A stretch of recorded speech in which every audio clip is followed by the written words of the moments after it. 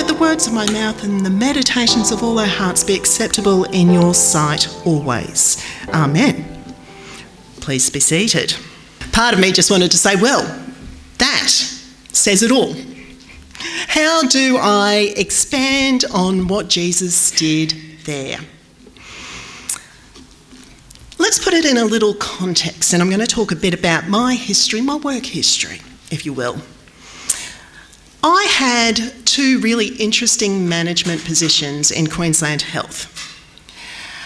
The first, I managed a multidisciplinary team. So if you can imagine it, it was on the Sunshine Coast, beautiful. And I had a team of nurses and occupational therapists and physios and dietitians and cardiac services even, exercise physiologists, and of course, speech pathologists, my own profession. Who was I to weigh in on their practice? Where did my authority come from?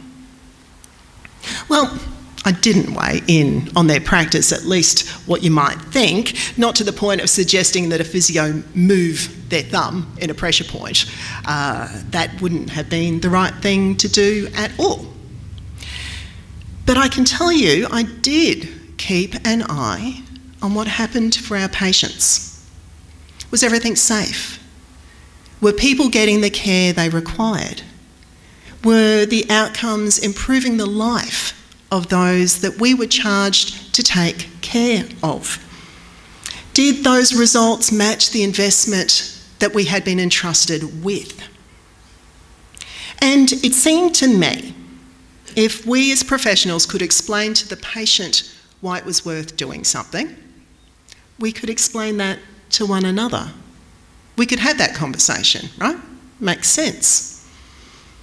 It should be obvious when our care is helping a person. Now, I won't pretend this is easy. People in general, myself included, can grip a little bit when someone asks them why they're doing something the way they are. That's human. However, this is what health professions profess to do. We call it evidence-based medicine. Our authority essentially comes from the evidence. The services and interventions we provide are based upon research, the best available knowledge to date. And then the outcome for each individual patient justifies what we're doing and justifies us keeping on doing what we're doing for them. Now, my next position was different. I entered a team of my own profession, a group of speech pathologists, and I was a director in a team of speech pathologists and assistants. A really intriguing difference happened. This team expected me to literally direct them. Now, to illustrate, our specialist area was stroke rehabilitation and acute stroke management. That's what we did. And one of the things that my profession does when someone has a stroke is a cranial nerve exam. So in a cranial nerve exam, you're checking the muscles and the sensation and responses and reflexes of the head and neck. And we use that so we know what we're doing to help someone with their speech and also their swallowing. Now, one test that is in that remit is to test someone's gag reflex. Now, can I have a volunteer? No. I'm messing with you. Tongue depressor at the back. You can imagine testing a gag reflex is uncomfortable, right? No one likes to gag. And in our profession, this had actually become controversial because it turns out that 1 in 5 people don't have one. Lucky them, they're the ones that jump into the dentist chair, right? They don't ever gag, it just has evolved out of their neurology. And so the question then came, well, if 1 in 5 people don't gag anyway, why are we testing it? What does it tell you? And the practice fell out of use. Now, a new type of thinking suddenly emerged a little bit later. We went on for maybe a good 10 years not testing the gag reflex until someone said, hang on, but if the gag reflex is there, doesn't that tell us something? And so those of us who were researching and considering things thought, of course. It's no discomfort to someone if they don't gag. They're perfectly fine, no harm done. But if someone does have that moment when we touch the back of their tongue, that actually tells us that that cranial nerve is working. That's really important information. And it's important because if I know that nerve is working, I can hypothesise that actually their sensation is probably okay. And I'm going to be less conservative with what I give them. It could be the difference between a puree meal and a soft diet. Now, anyone, I've got a few dietitians in the audience go, oh yeah, that's important. So it was a practice I readopted. Now, we had exactly this conversation in this team. This team did not test the gag reflex because 1 in 5 people didn't have one. So what did it tell you? Now, I explained that actually I did, and this was the reason why.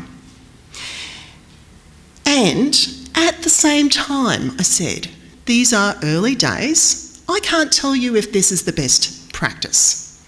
The practice is unclear.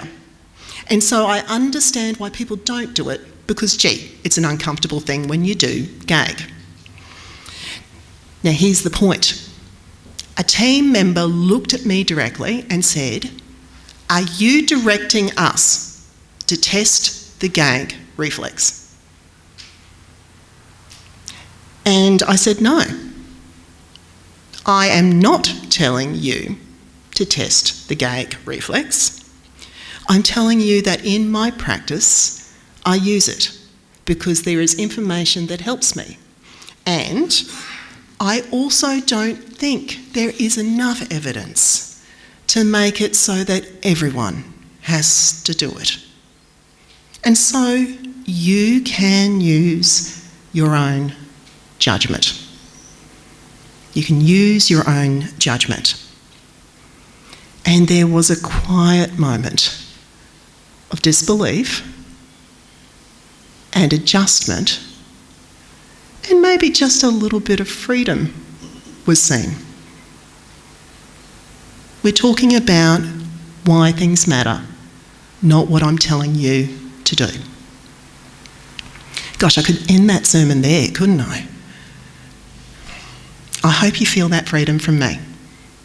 Why do things matter? What does God tell us? I'm not telling you what to do. I'll tell you what happened in that team. Over time, we had this conversation over and over again in different things about different matters, with different patients and different decisions. And we fell into a rhythm of looking at the evidence and looking at our patients. Not our expertise, but what was happening for the patient. And I would equally bring to them my conundrums to discuss. And not once did I ever feel like my authority was in question. Not once did I feel challenged. My authority in that position was never tied to being right. It was never mine. My authority was given to me to hold by the service that trusted me, by my profession in which I was a leader, and in the knowledge that I would use it for the patient's best outcomes. When I did make a call, and sometimes I had to pick up that authority and use it and make a decision, I was always respected. You'll be surprised to hear. That makes common sense, doesn't it? You look at the evidence, you apply it, and you do what is known to be right. It's a reasonably new evolution in healthcare. It kind of kicked off in the 1800s with hand washing. Now, I'm not going to go into that story today because in November there's another reading that ties really nicely to that, and we'll talk about Ignaz Semmelweis and Florence Nightingale then. But this idea of evidence-based medicine, of systematically using this approach as a way of thinking, was only formalised in the 1970s. It's only as old as me. And it only took off as a systematic way of approaching healthcare in the 1990s. It's only as old, really, as my career. And so, it's reasonably new, which is what makes today's gospel reading so astonishing. 2,000 years ago, Jesus told us that the evidence is the thing that should inform us about whether our practice is right. 2,000 years ago, the wisdom from Jesus spoke into what medicine would only adopt in this century. He'd been challenged over and again, hadn't he? And this time the question was Jesus' authority. Who gave you the authority? Said these people with authority. Chief priests, elders. Isn't that an attack that holds true even in modernity? You hear it today. Who do you think you are? And we've talked about this before. It's when we play the player instead of the ball. Jesus knew full well that this was not an honest question. This was a loaded question. And the chief priests and the scribes were just the next in a line to present a loaded question to try to discredit him. There'd been a line of these encounters, and it was disingenuous. It was a distraction from the conversation that actually needed to be had. It was a fruitless discussion. And faced with this, Jesus demonstrates the poisoned heart from which that question comes. Okay, sure. Let's talk about John the Baptist first. Was his authority to baptise from heaven or not? Now, the elders and the chief priests, we hear, start squabbling amongst themselves at this. They withdraw a little bit and have a side hustle. Notice that they don't actually talk about what the answer is. They're not interested in the answer to that question. What they're interested in is their control of the crowd. What they're interested in is holding on to their own authority in the face of an authority that is much greater. Just how would their answer be received, they think? How would it impact on their control of this group in front of them? Would they win? Now, if this was in a modern time, there might be some focus groups run. Right? We know this. How are people going to react if we say this or this? And it doesn't matter what's true, what's good, what the evidence says, what's best for people, what is healthy, what is kind and loving. How will I do at the polls? How am I going to do at the polls? How will this affect my hold on power? And it was the same response. If the chief priests and the elders acknowledged that John was in fact a prophet, they were in strife because they had also opposed John. And Jesus would simply ask, well, why didn't you believe him? But if they didn't, they had a whole crowd of people that thought he was a prophet, that had recognised his authority. And the people would turn against them. They'd lose the people. Their authority was now in question. They're in trouble. And again, we see what happens when this happens in our world, don't we? Ever heard someone whose authority is at question or who has been challenged with evidence turn themselves into a bit of a pretzel, trying to argue out why they can hold two opposing thoughts as true? We won't admit we're wrong. We're not going to admit that someone else is right. And that holds us in a really bad place of cognitive dissonance, doesn't it? When we can't change because we're afraid of losing face. Caught in a bind, the trap rebounded. We don't know. That was the best they could do. We don't know.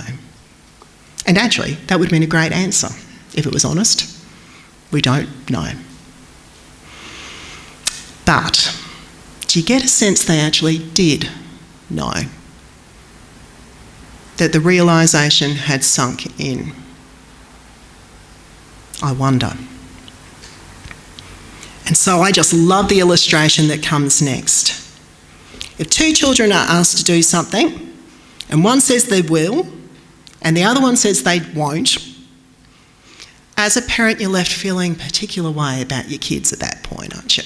Clean your rooms, sure. No way. We've all felt this. Very human. And then it turns out the agreeable child doesn't follow through. We know what that feels like too. But the one who had said no thinks about it, realises what is right, and goes ahead and quietly just does the right thing. And we know as parents how that feels. It's pretty wonderful, actually. Enough of the meaningless words we're hearing. Just do what is required. Not because you're told to do it, but because you know what the right thing to do is. You know what the right thing is. So I wanted my team, my speech pathology team, to use the best of their knowledge, their expertise, their thinking for their patients' care. That's why we get into the gig. That's what we were there to do. Now that means changing our minds from time to time. That means actually accepting that sometimes we don't know the best way forward. And we can then shift to what is right, ably, flexibly, adaptively. And sometimes it does mean working through what is grey and holding that we might have a difference of opinion. Sometimes it means putting aside what has always been done, what we've always done. Sometimes it means to shed what we learned with information that comes to light, so that the care of the people in the future is better than our care of people in the past. Not that we deliberately harmed people, but just because we know more today.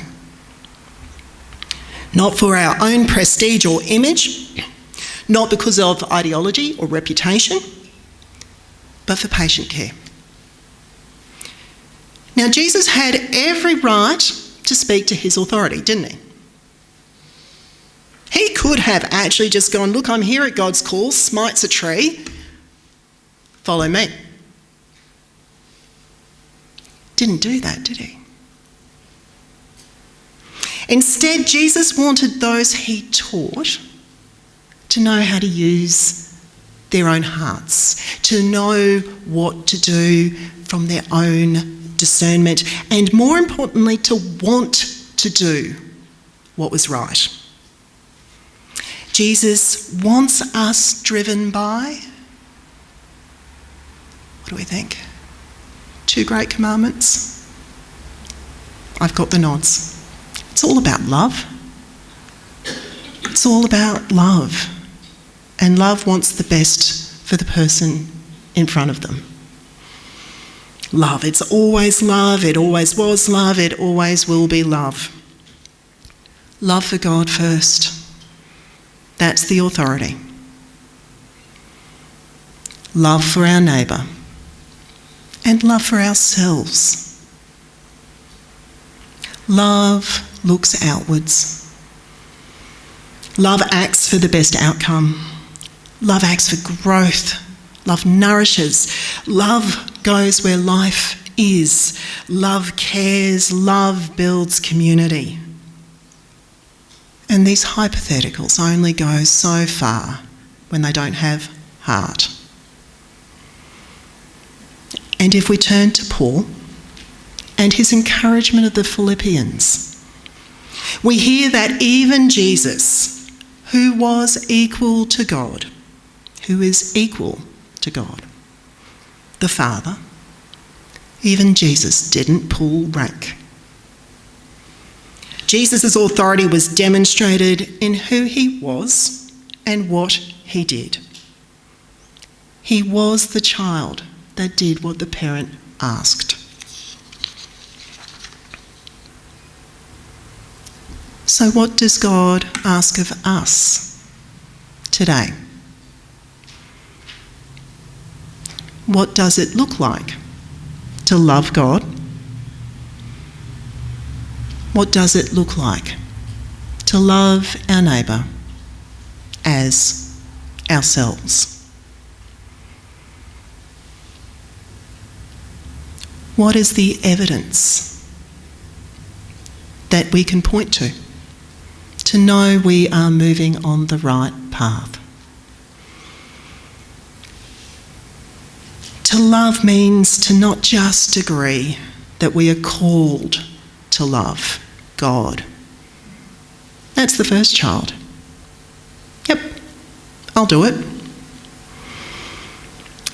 To love means to give time to go out and do the work, to head to the vineyard, to participate in the act of loving. To hold that priority as our very own because it is what is right. And our lives should have ample evidence of that call on our lives. Ample evidence that we love God and we have loved our neighbour. And so, if someone was to look at our lives, our homes, our church, our families, this community, what would they find? Where is the evidence that we love? If we're faced with the question, well, where do you think Jesus' authority comes from? Would our answer be backed by the evidence people find in our own lives? Which of the parable's children are we? In the name of Christ. Amen.